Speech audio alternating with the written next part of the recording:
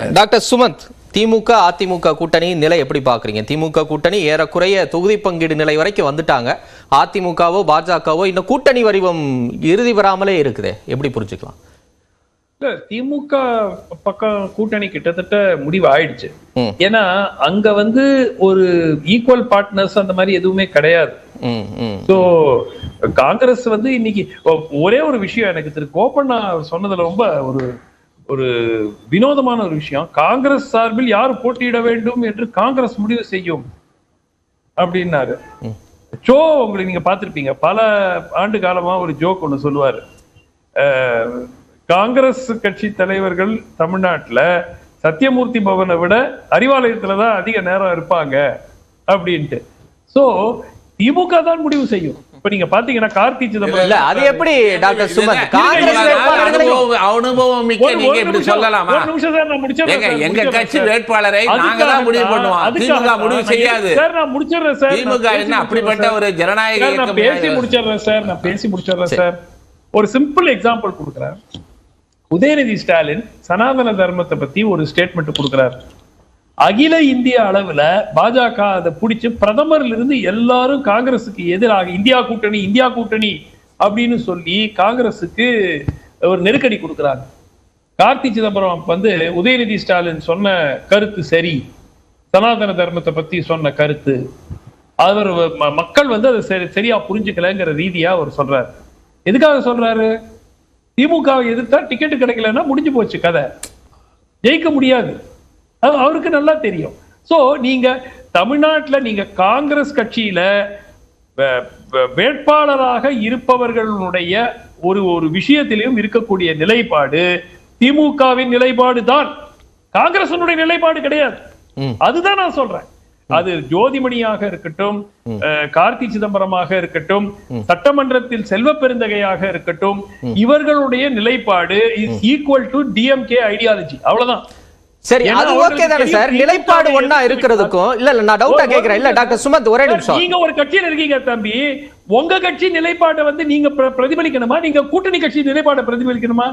சொல்லுங்க சார். கொள்கை கூட்டணின்னு சொல்றாங்களே சார் அவங்க, அப்புறம் என்ன நீங்க மாறுபட்டு பேசணும்? கொள்கை கூட்டணின்னு சொல்றாங்கல்ல, அப்புறம் அவங்க மாறுபட்டு பேசணும்னு நினைக்கிறீங்க? இல்லைங்க கொள்கை இல்லையா?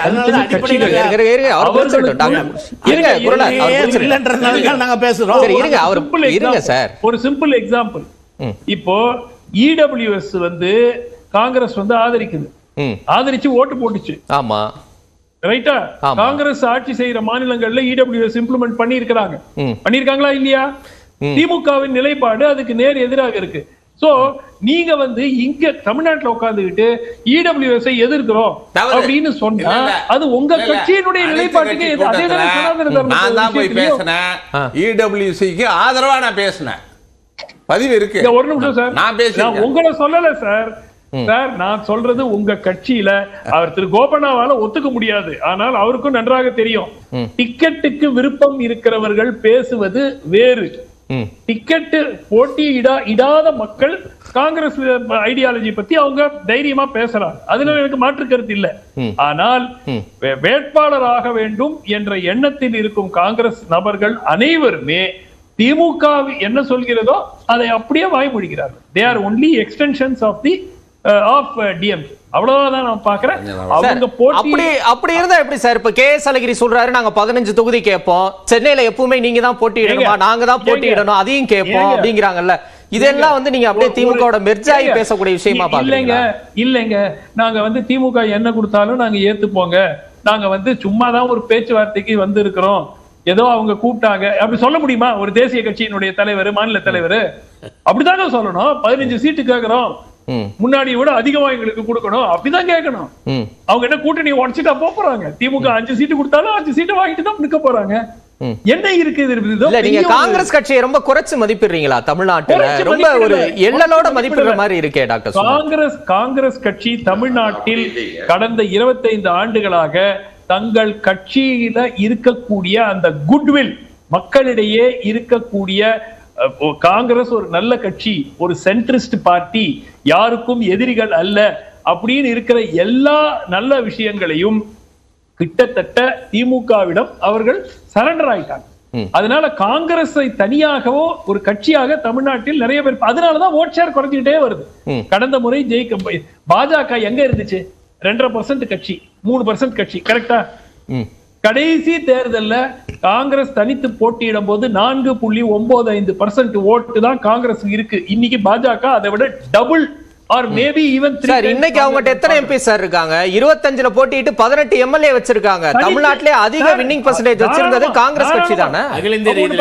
தனித்து போட்டி இருங்க சார், தமிழ்நாட்டு பேசுறோம். இப்படி சொன்னா அப்படி கேட்க வேண்டியது, அப்படி சொன்னா நீங்க பாஜக விட காங்கிரஸ் அதிகமா அடிக்கிறீங்க. எனக்கு புரியல. அவங்க கூட்டாளி தானங்க அவங்க.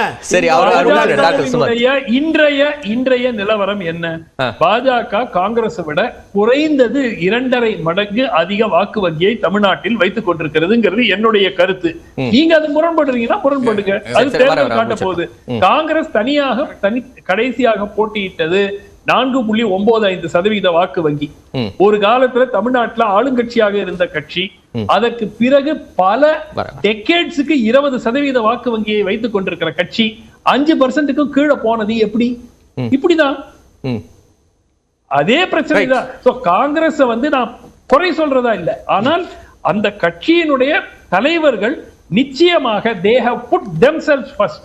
தங்களுடைய அரசியல் எதிர்காலத்தை முன்னிறுத்தி கட்சியை கிட்டத்தட்ட குழியில் கொண்டு சேர்த்து விட்டார்கள் தமிழ்நாட்டை பொறுத்த வரைக்கும். அதை நான் நிச்சயமா சொல்லுவேன். இல்ல 25க்கு 18 ஜெயிக்கிறாங்க, 10க்கு 8 ஜெயிக்கிறாங்க.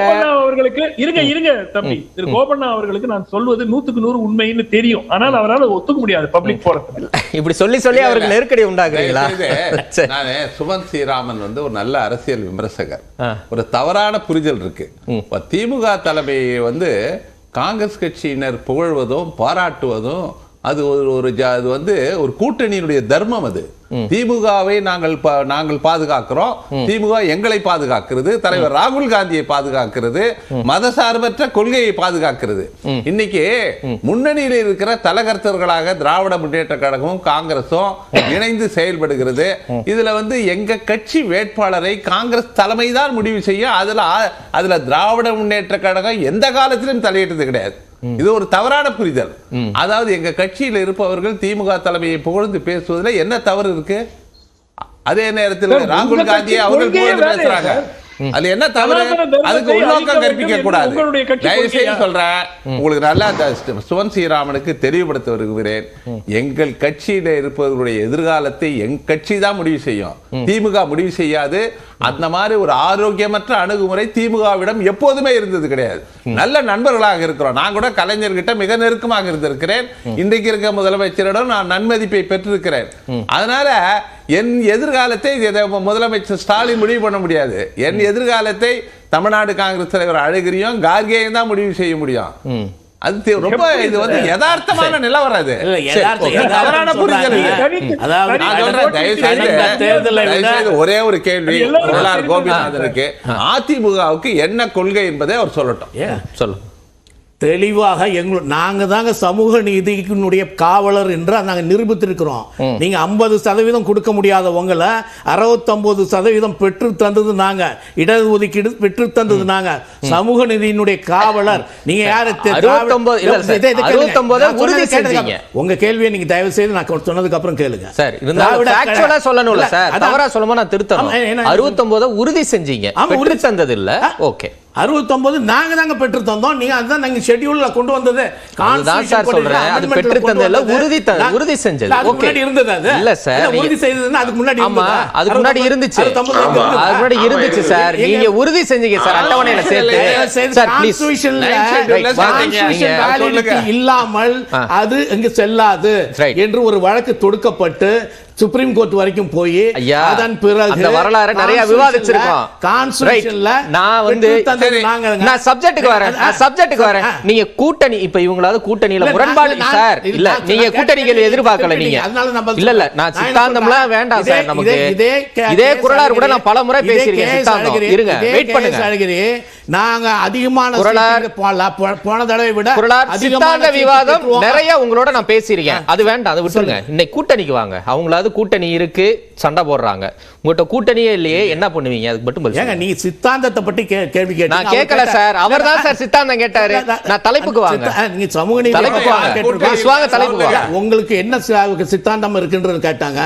அதுக்கு நாங்க சமூக நீதி என்ன, உங்களுக்கு கூட்டணிக்கு பதில் இல்லை. மக்கள் ஏங்க கூட்டணியை பத்தி தெளிவாக சொல்லிவிட்டோங்க. அதாவது கூட்டணியை வைத்துக் கொண்டுதான் வெற்றி பெற வேண்டும் என்கிற நிலைமை அனைத்து இந்திய அண்ணா திராவிட முன்னேற்ற கழகத்திற்கு கிடையாது. உங்களுக்கு திமுகவுக்கும் காங்கிரஸுக்கும் வேணா அந்த நிலைமை இருக்கலாம், நீங்க ஒருத்தர் தூற்றிக் கொள்ளலாம். ஆனா அவைகள் இரண்டும் இல்லாம உங்களால வெற்றி பெற முடியாது திராவிட முன்னேற்ற கழகத்தினால.